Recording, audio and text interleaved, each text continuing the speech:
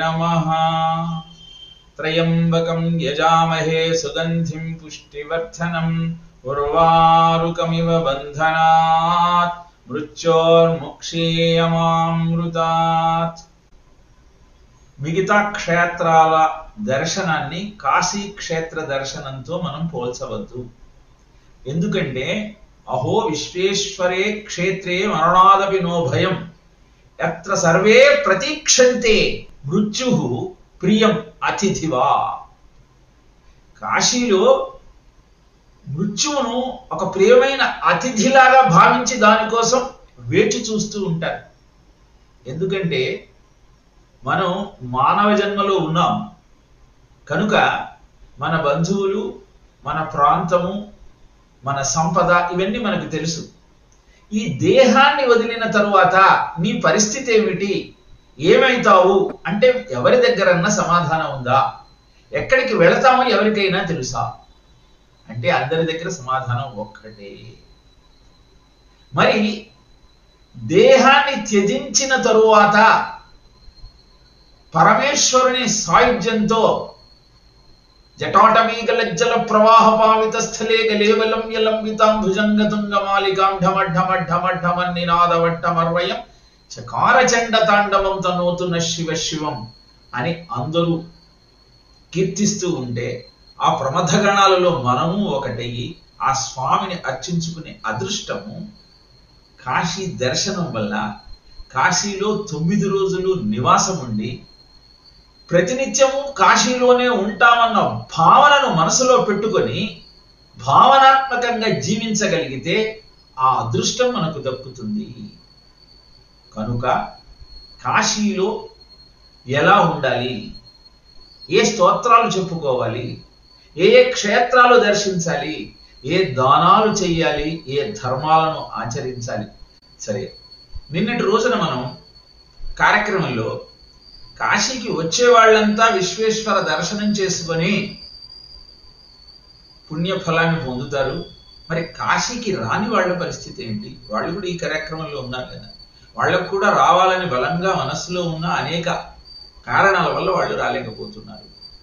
కాశీఖండంలో ఇదే ప్రశ్న వేస్తే ఒక అద్భుతమైన సమాధానం ఇచ్చారు. ఏంటంటే, కాశీకి నువ్వు రాలేకపోయినా ప్రతినిత్యము అహం కాశీం గమిష్యామి తత్రైవ నివసామ్యహం ఏవం కుర్వాణం సతతం కాశీవాస ఫలం లభేత్ అని చెప్పాడు. ప్రతిరోజు ఈ శ్లోకం చదువుకోవాలంట. దీని అర్థం ఏంటంటే, అహం కాశీం గమిష్యామి, నేను కాశీకి వెళుతున్నాను. తత్రైవ నివసామ్యహం, అక్కడే నేను ఉంటాను. మనం కూడా ఉన్నది 9 రోజులే అయినా మేము జీవితాంతం కాశీలోనే ఉండాలని బలంగా సంకల్పం చేసుకుంటున్నాం తండ్రి అని ఆ కాశీ విశ్వనాథుడిని ప్రార్థించాలట. ఆలోచనతో ఉండాలట. వెళ్ళిన రోజు దగ్గర నుంచి ఎప్పుడు రిటర్న్ టికెట్ అని అస్సలు ఆలోచించకూడదట. మనం ఇక్కడికి వచ్చినా సరే భావనంతా ఆ విశ్వేశ్వరుణ్ణి దర్శించిన తర్వాత అద్భుతమైన ఆ జ్యోతిర్లింగ దర్శనము, ఆ జగన్మాత యొక్క కరుణ, ఆ డుండి గణపతి యొక్క అద్భుతమైన మాహాత్యము, కాలభైరవుడి యొక్క రక్షణ, ఇవన్నీ కూడా మనం జ్ఞాపకం చేసుకుంటూ ఉంటే మనం కాశీలో ఉన్న ఫలితమే దక్కుతుంది అని పురాణం చెబుతున్నది. భావనాత్మకంగా మనం ఆ భవుడితో ఐక్యం కాగలిగితే, ఆ భవుణ్ణి కీర్తించుకోగలిగితే, భవు భవానీ భక్త భావ సంభవ వైరి భవరాగ భంజను పాలనయను భోగి ప్రదుని భోగి భోగి రాజ విభూషు భూన భోది వ్యాప్తు భువన వంద్యు భాగీరథీ మౌళి భగవిద్విపాటుని భూషితాంగుని భద్రభూతి ధరుని భామిని సువిలాసబ్ధు వామ భాగు భక్తితోడ భజింపరో భవ్యమతులు భావనా భాజులకతడు ఫలముల సగు భాగ్య సౌభాగ్య వైభవ ప్రాభవములు భాగ్య సౌభాగ్య వైభవ ప్రాభవములు అంటాడు కాశీఖండంలోనే శ్రీనాథుడు. మరి అలాంటి విశ్వేశ్వర దర్శనానికి అక్కడికి వెళుతున్నప్పుడు కాశీలోకి వెళ్ళిన తర్వాత అక్కడ ఏం కోరుకోవాలి? ఏ వరాన్ని ఆయన అడగాలి అంటే కాశీలో విశ్వేశ్వరుణ్ణి ఏది అడగదు. ఎందుకంటే ఆయన ముక్తి ప్రదాత. ఆయన దగ్గరికి వెళ్ళామంటేనే కైలాసానికి రావడానికి నేను నా టికెట్ బుక్ చేసుకున్నానయా, అక్కడికి తీసుకెళ్ళు, నాకు ఈ ప్రాపంచిక విషయాల మీద ఏ ఆసక్తి లేదు, కేవలము నీ కరుణ, నీ దయ, అది మాత్రమే నాకు కావాలి. కాశీ విశేషత ఏమిటి అంటే, మనం భాగవతంలో ఒక పద్యం చదువుకున్నాం. లోకంబులు లోకేశులు లోకస్తులు తెగిన తుదిన అలోకంబగు పెంచీకటి కవ్వల ఎవ్వడు ఏకాకృతి వెలుంపు అతనిని సేవించు అంటాడు గజేంద్ర మోక్షంలో గజేంద్రుడు. మరి ప్రళయకాలం వచ్చినప్పుడు లోకాలకు లోకస్తులకు అందరికీ అతీతమైనటువంటి ఆ ప్రాంతం ఏది అంటే అది కాశీ. ప్రళయకాలంలో ఒక వెలుగు అక్కడ ఉద్భవించిందిట. అందుకే కాసు అనే ధాతువు నుంచి కాశీ అన్న అద్భుతమైనటువంటి మంత్రం పుట్టింది. కాశీ అంటే అర్థం వెలుగు అని, దీప్తౌ. కనుక ఏ వెలుగైతే సకల సృష్టిని నడిపిస్తూ ఉందో అది కాశీ. అందుకే కాశీకి అంత ప్రాధాన్యత. కాశీ ఖండం అన్నాడు కానీ విశ్వేశ్వర ఖండం అలా. ఎందుకంటే కాశీలో లేని దేవతామూర్తి లేదని నిన్న చెప్పుకున్నాం మనం. అక్కడ మాధవుడు ఉన్నాడు, కేశవుడు ఉన్నాడు, జగన్మాత ఉన్నది, గుహుడు ఉన్నాడు, అంటే సుబ్రహ్మణ్య స్వామి. నిజానికి ఈ సుబ్రహ్మణ్య స్వామి అగస్త్యుడికి ఈ కాశీ ఖండాన్నంతా, కాశీ మాహాత్యాన్నంతా వివరిస్తాడు. ఏదేమైనా సరే, విషయానికి వస్తే ఇలా ఈ శ్లోకాన్ని చెప్పుకునే ప్రయత్నం చేద్దాం. కాశీకంఠ కథా సంవిధానంలోకి ప్రవేశించే ప్రయత్నం చేద్దాం. నిన్నటి రోజున వింధ్యపర్వతం ఒక్కడు మా కులమ్మున సముద్ధృతి చూపిన జాతరోషుడై రెక్కలు తెంచి వేలుపుల రేడటు పాపము చేసేగాక ఆ రెక్కలు నేడు గల్గిన నెరిన్ గగనంబు బారు తెంచి బిట్టెక్కిన కూటకోటి తటులలను నుగ్గులుగాగా మేరువన్ అని అహంకారంతో పలకటం ప్రారంభించాడు. మనకు పర్వతానికి ఒకప్పుడు పూర్వం కృతయుగే తాత పర్వతాన్ పక్షిణో భవన్ దేహి జగ్ము దిశ సర్వాహ గరుడానిల వేగిన తతస్థేషు ప్రయాతేషు దేవ సంఘాస సర్షిభిః భూతాని భయం జగ్ముహు తేషాం పతన శంకయా అని చెప్పుకున్నాం. అంటే కృతయుగంలో పర్వతాలకు రెక్కలు ఉండేవి. అవి వాయువేగంతో గరుడ వేగంతో ఆకాశంలో సంచరిస్తూ ఉంటే ఒక్కసారిగా దభిక్కున వచ్చి భూమండలం మీద పడుతూ ఉంటే అవి ఎక్కడ తమ మీద పడతాయో అని దేవతలు, మునులు, ప్రజలు అంత భయంతో వణికిపోతూ ఉండేవాళ్ళు. అంటే నీ దగ్గర ఒక ప్రతిభ ఉన్నప్పుడు దాన్ని ప్రదర్శించటానికి నువ్వు ఉత్సాహం చూపిస్తూ ఉంటావు, అది సహజమే. కానీ ఆ ఉత్సాహము ఎదుటివాడికి ఆనందం కలిగించాలి కానీ భయాన్ని కలిగించకూడదు. కరాటే లాంటి విద్యలన్నీ నేర్చుకున్నవాడు అందరి మీదకి దండయాత్రకు బయలుదేరతాడు తను నేర్చుకున్న విద్యను ప్రదర్శించటానికి. దానివల్ల ఏంటి ప్రయోజనం? అసహాయులైన వాడికి సహాయం చేయటం కోసం తన దగ్గర ఉన్నటువంటి బలాన్ని ప్రదర్శిస్తే అది సార్థకత. కానీ ఇలా అహంకారంతో మిడిసిపెడితే ఎలా? ఈ వింధ్య పర్వతం కూడా అదే మాట చెబుతూ ఉంది. నాకు కనుక ఆ రెక్కలు వేలుపుల రేగట్టు పాపము చేసి ఇంద్రుడు పాపం చేశాట. ఎంత గర్వమో చూడండి.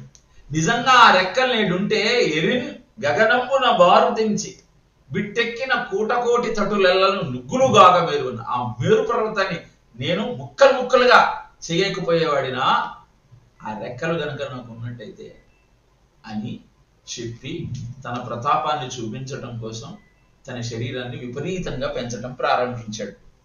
అలా పెరుగుతున్న ఆయన కాయము సూర్య గమనానికి అడ్డుగా నిలిచింది. అప్పుడు ప్రపంచమంతా అల్లకల్లోలమైంది. ఏం చెయ్యాలో తెలియక దేవతలు, మునులు అంతా కూడా బ్రహ్మదేవుడి దగ్గరికి వెళ్ళారు. సూర్యగణం ఆగిపోతే సంధ్యాది విధులు సమస్త ప్రాణికొట్టి ఏమైపోవాలి అంటే ఆ వింధ్య పర్వతము యొక్క గర్వమును అణచగలిగిన వాడు కాశీలో విశ్వేశ్వరుడు గురించి తపస్సు చేసుకుంటున్నాడు. ఆయనే అగస్త్య మహాముని. ఆయనను గనక మీరు వెళ్ళి ప్రార్థించినట్టయితే ఆయన మీ కోరిక తీరుస్తాడు. ఈ సందర్భంలో మనం అగస్త్య మహాముని యొక్క గొప్పతనం గురించి తెలుసుకోవాలి. నిజంగా మహర్షుల చరిత్రలు నమో గంగాయమునయోర్ మధ్యే ఏ వసంతి తేమే ప్రసన్నాత్మనః చిరం జీవితం వర్ధయంతి నమో గంగాయమునయోర్ మునిభ్య నమో నమో గంగాయమునయోర్ మునిభ్య నమః అని ప్రతిరోజు చెప్పుకుంటాం. సంధ్యాయ నమః, సావిత్రై నమః, గాయత్రై నమః, సరస్వత్యై నమః, సర్వాభ్యో దేవతాభ్యో నమః, దేవేభ్యో నమః, ఋషిభ్యో నమః, మునిభ్యో నమః అని ప్రతినిత్యము ఋషులకు నమస్కారం చెప్పుకుంటాం. అది ఋషి రుణం తీర్చుకోవటం. ఋషి యజ్ఞము అంటే ఏమిటి? ప్రతివాడు 3 రుణాలను తప్పనిసరిగా తీర్చుకోవాలండి. అది దేవతా రుణము, దేవ రుణము, ఋషి రుణము, పితృ రుణము. దేవరుణం ఎలా తీరుతుంది అంటే యజ్ఞం చేసి వాళ్లకు హవిస్సులు సమర్పిస్తూ వాళ్ళ ప్రసన్నతను పొందుతూ జీవితాన్ని శ్రేయోపథంలో నడుపుతూ దేవరుణాన్ని తీర్చుకోవచ్చు. పితృరుణం ఎలా తీరుతుంది? వాళ్ళకి శ్రాద్ధం పెట్టి పితృకర్మలన్నింటినీ ఆచరించి పితృరుణాన్ని తీర్చుకోవచ్చు. మరి ఋషి రుణం ఎలా తీర్చుకుంటావయా?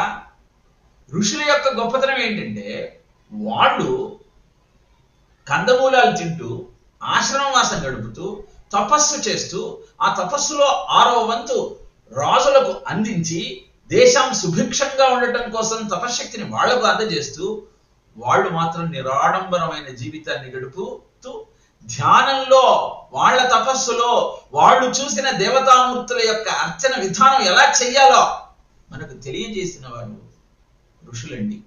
అగస్త్యుడు కూడా అగస్త్య సంహిత అని ఒకటి మనకు అందజేశాడు.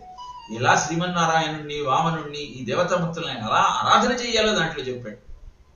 మరి అలాంటి అగస్త్యుడు పంచాక్షరీ మంత్ర పారాయణమునకు యవ్వని మానసం వేడుగడయు దర్పోద్ధతులకు వాతాపిల్ములకు వధ శిలాస్థానమెవ్వాని కుక్షి ఆది నెవ్వాని దివ్యావతారంబుకు పూర్ణంబు భాండంబు పుట్టినిల్లు మెరసి లోపామిద్ర మెరగు పాలిళ్లపై పవళించు నెవ్వాని భవ్యమూర్తి కసరి యవని కంఠహుంకారంబు కొండ చెలువుల కులములో కూల్చెనహుషు. అలాంటి అగస్త్యుణ్ణి వెతుక్కుంటూ వెళ్ళారండి. కాశీఖండం అంతా సుబ్రహ్మణ్య స్వామి అగస్త్యునికి బోధించిన అద్భుతమైన విజ్ఞానమే. ఈ అగస్త్యుడు రామచంద్రమూర్తి అరణ్యవాసంలో ఉన్నప్పుడు అగస్త్యుడి దగ్గరికి వస్తాడు. అంతకు ముందు మునులంతా సుతిష్ణుడు కానీ శరభంగ మహర్షి కానీ వీళ్ళంతా చెబుతారు మీరు అగస్త్య మహామహర్షి దర్శనం చేసుకోండి అంటే. అక్కడికి వెళ్ళినప్పుడు విష్ణు ధనుస్సు ఇస్తాడు, అక్షయ తూణీరం ఇస్తాడు. ఇవన్నీ గ్రహించిన రామచంద్రమూర్తి కృతజ్ఞతలు చెప్పుకొని తన ప్రయాణాన్ని కొనసాగించి రావణ సంహారం చేసే సమయంలో ఈ రావణుణ్ణి ఎలా వధించాలో అర్థం కాక ఆలోచన మగ్గుడైనప్పుడు అక్కడికి వచ్చి ఆదిత్య హృదయాన్ని ప్రబోధించాడు. అనంతరం తిరుగు ప్రయాణంలో రామచంద్రమూర్తి అగస్త్యుని దగ్గరికి వచ్చి కృతజ్ఞతలు చెప్పుకుంటాడు. ఎందుకు ఈ విషయాన్ని ప్రస్తావన చేస్తూ ఉన్నానంటే నారాయణుడు కూడా భూమండలం మీద మానవుడిగా అవతరించినప్పుడు ఆయనకు మార్గాన్ని ఉపదేశించిన వాడు అగస్త్య మహర్షి. అహంకారంతో మిడిసిపడుతున్న నహుషుడు ఇంద్రపదవికి చేపట్టి ఇంద్రుడి భార్య నా భార్య కావాలి అని సప్తర్షులను తన పల్లకి వాహకులుగా చేసి ముందరికి తీసుకువెళ్తున్న సమయంలో కొండ చెలువుగా మార్చినటువంటి తపశ్శక్తి సంపన్నుడు అగస్త్య మహర్షి. కాలేకేయులనే రాక్షసులంతా దేవతల మీద దాడి చేసి అనంతరం వెళ్లి సముద్రంలో దాక్కుంటూ ఉంటే ఆ కాలకేయులనే రాక్షసులను ఎలా సంహరించాలో తెలియక దేవతలంతా అతలాకుతలమవుతున్న సమయంలో సముద్రంలోని నీటినంతా ఆపోసన పట్టి జీర్ణం చేసుకున్నటువంటి మహా తపశ్శక్తి సంపన్నుడు అగస్త్య మహర్షి. సముద్రంలో ఎప్పుడు పడితే అప్పుడు ఎందుకు స్నానం చేయవద్దు అని అన్నారంటే, తాను లోపలికి తీసుకున్న నీరంతా జీర్ణమై అపవిత్రమైనది కనుక కేవలం పర్వదినములలో మాత్రమే సముద్రంలో స్నానం చేయమని చెప్పారు. గ్రహణ సమయాల్లో, పర్వదినాలు, మిగతా సమయాల్లో చేయటం అంత శ్రేయోదాయకం కాదని చెప్పారు. ఇలా బ్రాహ్మణుల మీద ద్వేషంతో వాళ్లను హతమారుస్తున్న వాతాపి ఇల్లులని ఇద్దరినీ సంహరించినటువంటి తపశ్శక్తిశాలి అగస్త్యుడు. ఇక ఆ అగస్త్యుడు పితృదేవతలందరికీ ముక్తిని ప్రసాదించటం కోసం గృహస్థాశ్రమం స్వీకరించాలనుకుని విదర్భ నగరానికి వెళ్ళి ఆ రాజుతో, నీకు పుత్రిక జన్మిస్తుంది, ఆ పుత్రికను నాకు ఇచ్చి వివాహం చేయమన్నా. ఆయన అనుగ్రహంతో ఆ విదర్భరాజుకు లోపాముద్ర అన్న పుత్రిక జన్మించింది. అగస్త్యుడు చాలా పొట్టిగా ఉంటాడు. వెళ్ళి మీ అమ్మాయిని నాకు ఇచ్చి వివాహం చేయమంటే అల్లారు ముద్దుగా అద్భుతమైన సౌందర్యంతో వెలసిల్లుతున్నటువంటి ఆ లోపాముద్రను పొట్టిగా ఉన్న అగస్త్యునికి ఇచ్చి వివాహం చేయడానికి అంగీకరించరు ఆ రాజదంపతులు ఇద్దరు. కానీ లోపాముద్ర మాత్రం తన జన్మకు కారణం ఏమిటో తెలుసు కాబట్టి ఆమె అగస్త్య మహర్షిని వివాహం చేసుకుంటుంది. వాళ్ళ దాంపత్యం అద్భుతంగా సాగుతుంది. తర్వాత కవేరుడు తన కుమార్తె అయిన కావేరి, అదే గంగా ప్రవాహంగా ఇప్పుడు మనం చూస్తూ ఉన్నాం, ఆ కావేరిని కూడా అగస్త్యుడికి ఇచ్చి వివాహం చేస్తాడు. సరే, అది చాలా అవుతుంది కాబట్టి ఇక్కడికి నేను అగస్త్య మాహత్యాన్ని ఎంతైనా చెప్పుకోవచ్చు. మన ఋషుల చరిత్రలు, మనకు వారు అందించిన విజ్ఞానము, వారు అందించిన సౌభాగ్యము, ఐశ్వర్యము ఎంత తలుచుకున్నా తక్కువే. విషయానికి వస్తే, ఈ దేవతలంతా కాశీ పట్టణానికి వచ్చి గంగలో మణికర్ణికలో స్నానం చేసి గోవును పూజించి, గోవు బ్రాహ్మణుడు వీళ్ళిద్దరూ అద్భుతమైన శక్తికి రెండు నిదర్శనాలు. జంగమ తీర్థము బ్రాహ్మణుడైతే గోవు హవిస్సును తనలో ఉంచుకొని యజ్ఞాన్ని నిర్వహించడానికి సహకరిస్తుంది. కాబట్టి ఈ బ్రాహ్మణుణ్ణి గోవును ఎప్పుడూ పూజించాలి అని గోవును సంతృష్టిపరిచి అనంతరం అగస్త్యుడి దగ్గరికి వస్తారు. అక్కడ బృహస్పతి అగస్త్యుడితో అంటాడు, లోపాముద్ర మహాపతివ్రత, ఆమె సాహచర్యంతో నీ తపస్సు నిర్విఘ్నంగా సాగిపోతోంది అని ఇక్కడ స్త్రీ ధర్మాలన్నింటినీ చెప్తాడు. అవి నేను మీకు చెప్పాను, కాశీఖండంలో చెప్పబడని ధర్మము లేదు. నిన్నటి రోజున మనం గోవు యొక్క మహాత్యాన్ని గురించి తెలుసుకున్నాం. ఇవాళ స్త్రీ ధర్మాలను గురించి చెబుతున్నాడు. పతివ్రత అయిన స్త్రీ నిత్యము భర్త యొక్క సేవలోనే తన ఆనందాన్ని వెతుక్కోవాలి. భర్తను కొడితేట వచ్చే జన్మలో పెద్ద పులై పుడతారట, చిడితే శునకమై జన్మిస్తారు. ఇలా చెబుతూ ఎవరైతే భర్తను దైవంలా నిత్యము ఆరాధిస్తారో వాళ్ళు ఉన్నతమైన గతులు చేరుకుంటారు. భర్తయే జీవంగా, భర్తయే ధ్యాసతో జీవితాన్ని గడిపినటువంటి స్త్రీమూర్తులు ధన్యులవుతారు. వారు ఇంకా వేరే ఏ వ్రతాలు నోములు చేయాల్సిన అవసరం లేదు అని సప్తమ స్కంధంలో నారదుడు ధర్మరాజు చెప్పిన విషయాన్ని ఇక్కడ బృహస్పతి మరొక్కసారి స్త్రీ ధర్మాలన్నింటినీ ప్రవచించిన తరువాత దేవతలంతా వాళ్ళు వచ్చిన పనిని అగస్త్యుడికి తెలియజేస్తారు. ఇలా నింజ పర్వతం గర్వంతో విడిసిపెడుతూ ఆకాశం దాకా తన దేహాన్ని పెంచి సూర్యగమనానికి అడ్డుగా నిలిచి లోకాలన్నీ అల్లకల్లోలం కావడానికి కారణమవుతున్నాడు.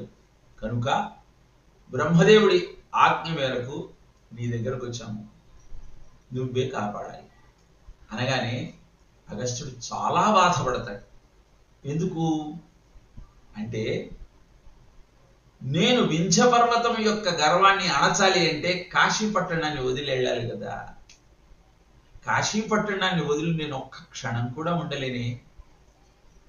కాశీలో ఉన్నంత మాత్రాన సకల సంపదలు సకల ఐశ్వర్యాలు నా సొంతమై సకల పాపాలను పోగొట్టుకోగలిగిన స్థితిలో ఉన్న నేను ఇప్పుడు ఈ కాశీ పట్టణాన్ని వదిలి వెళ్లాల్సిన అవసరం ఏర్పడినందుకు బాధపడుతున్నాను. కానీ ఇతరులకు మేలు చేసి పరోపకారమే పరమార్థంగా శివస్వరూపం తన అవతారాన్ని ప్రకటించినప్పుడు ఆ శివభక్తుడినైన నేను ఈ వీరి కోరికను ఎలా కాదంటాను అని భార్యను తీసుకొని వింధ్యపర్వతం దగ్గరికి వెళ్ళాడు. జాజ్వల్యమానంగా ప్రకాశిస్తున్న తేజస్సుతో వస్తున్న అగస్త్యుణ్ణి చూసి వింధ్యపర్వతం తన ఆకారాన్ని తగ్గించి వినమ్రంగా నమస్కరించి వెంటనే అగస్త్యుణ్ణి వింధ్యపర్వతం ప్రార్థించాడు. నేను ఎలా మీకు సహాయం చేయగలుగుతాను? మహాతపశక్తి సంపన్నులైన మీ దర్శనంతోనే నా జీవితం ధన్యమైంది అంటే సమాధానంగా అగస్త్యుడు, నేను ఈ ఉత్తర ప్రాంతం నుంచి దక్షిణ ప్రాంతానికి వెళుతున్నాను.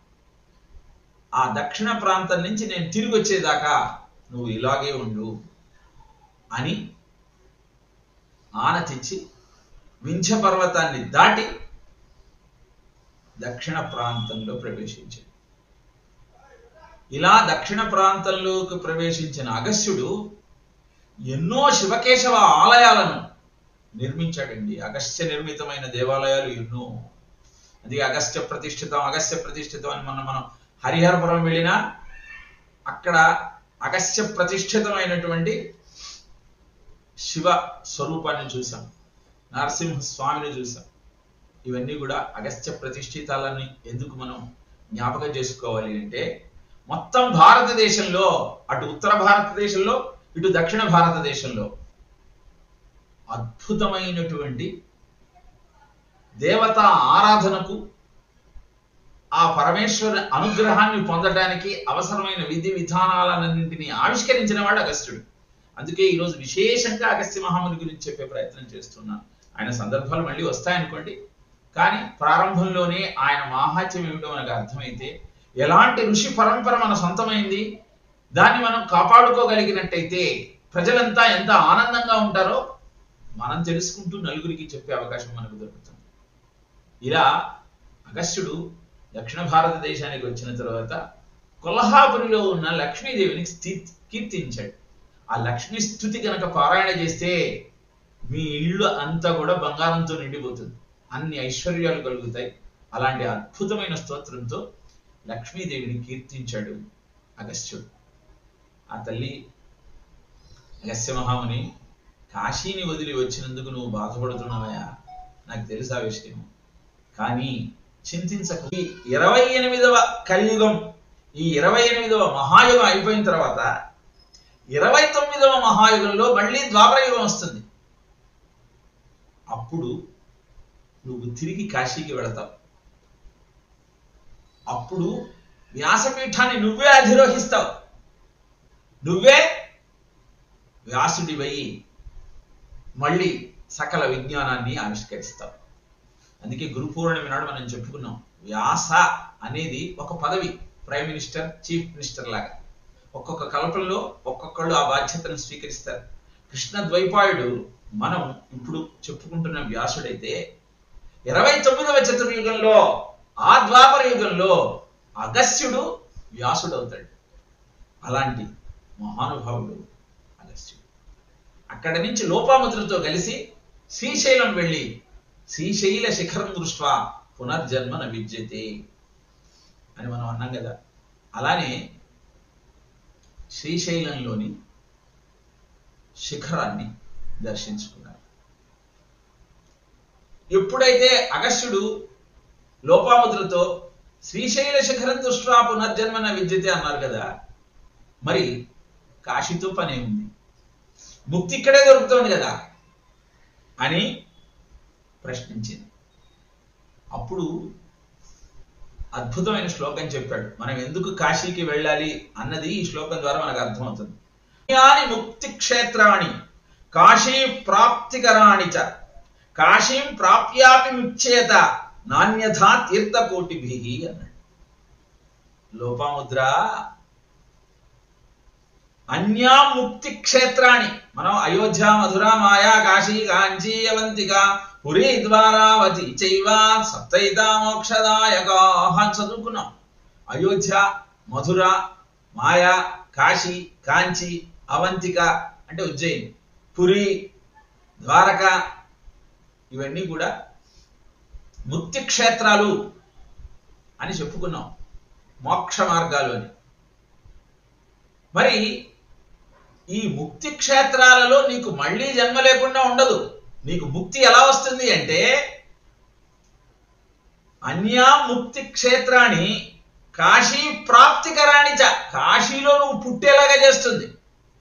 కాశీలో పుట్టి మళ్ళీ విశ్వేశ్వరుణ్ణి అర్చించి కాశ్యాంతు మరణాన్ ముక్తి అని మనం చెప్పుకున్నాం. కాశీలో మరణించటం వల్ల ముక్తి వస్తుంది. మరి కాశీలో నివాసం ఉండే అదృష్టం ఎలా వస్తుంది అంటే శ్రీశైలం వెళ్ళి ఆ శిఖరాన్ని చూస్తే, ద్వారకకి వెళితే, అయోధ్యకి వెళితే, ప్రయాగకి వెళితే, అక్కడికి వెళ్ళి ఆ దేవతామూర్తులను దర్శించుకున్న కారణాన నీకు కాశీలో జన్మ దొరుకుతుంది. అంతేకాని ముక్తి రాదు. అందుకే అన్యాని ముక్తి క్షేత్రాన్ని కాశీం ప్రాప్తికరాణి చ కాశీం ప్రాప్యాపి ముచ్యేత, కాశీ దొరికితేనే, కాశీలో ఉంటేనే ముక్తి దొరుకుతుంది. నాణ్యథా తీర్థకోటిభిః, కోటి తీర్థాలలోకి నువ్వు వెళ్ళినా సరే ఆ ముక్తి నీకు దొరకదు అని కాశీ వాసం యొక్క మహత్యాన్ని కాశీఖండం ఎంత అద్భుతంగా ఆవిష్కరించిందో మనం తెలుసుకోవచ్చు. ఇది చెబుతూ ఒక అద్భుతమైన శివశర్మ కథ చెప్పాడు అగస్త్యుడు లోపాముద్రకు. వెనకటికి శివశర్మ అనేటువంటి ఒక బ్రాహ్మణుడు ఉండేవాడు. ఆయన జీవితం అంతా ధన సముపార్జన, కీర్తి ప్రతిష్టల సముపార్జన దీంతోనే గడుపుకున్నాడు. ఆయనకు ఒక వయస్సు వచ్చిన తర్వాత అర్థమైంది, ఇవేవి నాకు సుఖాన్ని ఇవ్వలేవు, ఇంతవరకు నేను ఒక్క మంచి పని కూడా చేయలేదు, ఇప్పటికైనా తరించాలంటే ఏం చేయాలి అని ఆలోచన చేసి ఆయన 7 ముక్తి క్షేత్రాలను దర్శించాలని బయలుదేరాడు. మొట్టమొదట అయోధ్యకి వెళ్ళాడు. అయోధ్యలో రామచంద్రమూర్తి దర్శనం చేసుకున్నాడు. 7 రోజులు ఉన్నాడు. అక్కడి నుంచి ప్రయాగకు వచ్చాడు. త్రివేణి సంగమంలో స్నానం చేశాడు. అక్షయ వటం కింద కూర్చున్నాడు. మాధవుణ్ణి దర్శించుకున్నాడు. అక్కడ ఒక 1 నెల రోజులు ఉన్నాడు. మాఘమాసంలో 1 నెల రోజులు అక్కడ ఉండి దేవతార్చన చేసుకున్నాడు. దానాలు ధర్మాలు చేశాడు. ప్రయాగ అనేది అద్భుతమైన తీర్థరాజం. అక్కడి నుంచి కాశీకి వచ్చాడు. కాశీలో 1 సంవత్సర కాలం ఉన్నాడు. కాశీలో ఉండటం వల్ల అక్కడ ఉన్న తీర్థాలన్నీ దర్శించాడు. ఎన్ని చూసినా సరే ఇంకా చూడాల్సిన అనేక ప్రదేశాలు కనబడుతున్నాయి.